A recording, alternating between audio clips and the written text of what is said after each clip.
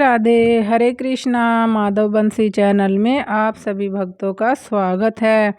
माघ महात्म्यम 15वां अध्याय। श्री गणेशाय नमः। ओम नमो भगवते वासुदेवाय नमः।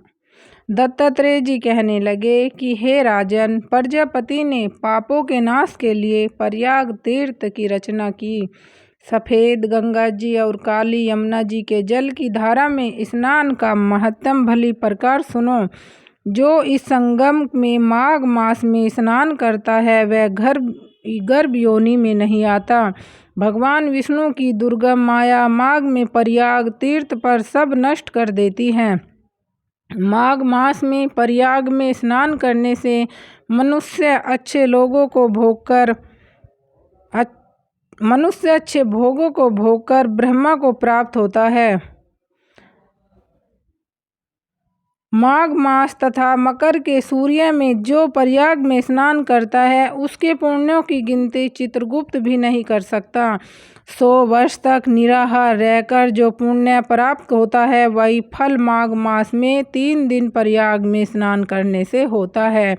जो फल 100 वर्ष तक योगाभ्यास करने से मिलता है, जैसे सर्प पुरानी कैंचुली को छोड़कर नया रूप ग्रहण कर लेता है, वैसे ही माघ मास में स्नान करने से मनुष्य पापों को छोड़कर स्वर्ग को प्राप्त होता है।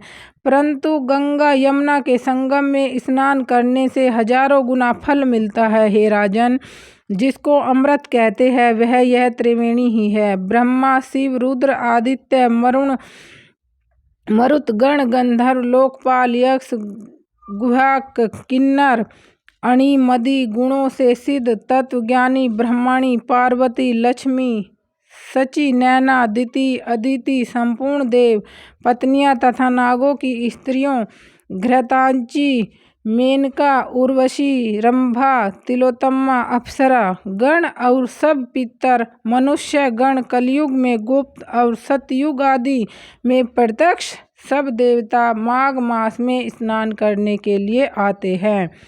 इस दिनों माघ मास में प्रयाग में स्नान करने से जो फल मिलता है वह ईश्वर ही कह सकता है। मनुष्य में कहने की शक्ति नहीं है।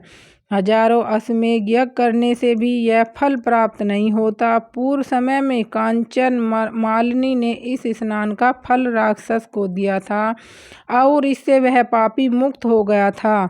बोलो विष्णु भगवान की जय।